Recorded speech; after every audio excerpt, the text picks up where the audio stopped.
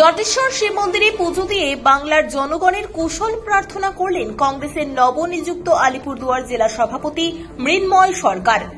শনিবার দুপুরে ফালাকাটা ব্লকের জটেশ্বর শিব মন্দিরে পুজো দিতে যান কংগ্রেসের নবনিযুক্ত আলিপুরদুয়ার জেলা সভাপতি মৃন্ময় সরকার। তার সঙ্গে মন্দিরে গিয়েছিলেন কংগ্রেস নেতা সন্দীপ বোস সহ অন্যান্য নেতৃত্ববৃন্দ।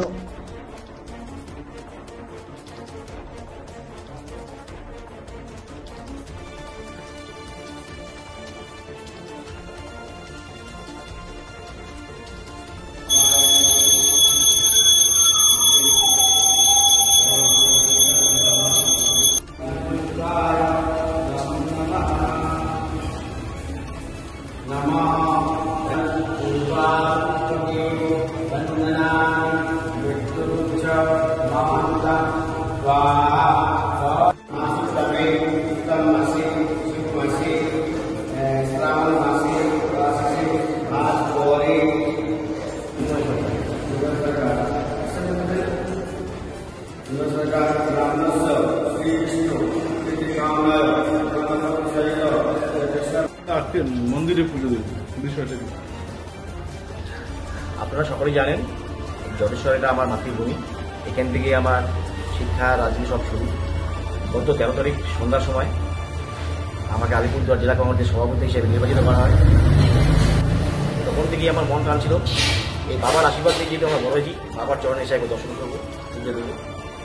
দুদিন প্রোগ্রামের ব্যস্ত থাকার জন্য আজ এই শুভ দিন, শুভ লগ্নে এসে জটেশ্বর বাবাকে পুজো দিয়ে দর্শন করে গেলাম।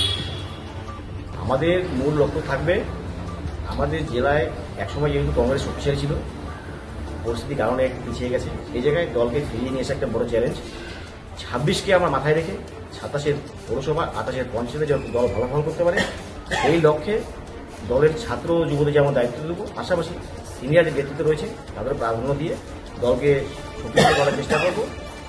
প্রথম কাজ হবে আমাদের দলের যে বুথ স্তরের কর্মীরা রয়েছে, যারা সক্রিয় ভূমিকায় নেই, তাদেরকে সক্রিয় করা, সক্রিয় করে স্থানীয় যে সমস্যাগুলো রয়েছে সেগুলোকে তুলে ধরে দলকে সাংগঠনিকভাবে ছেড়ে দেবে।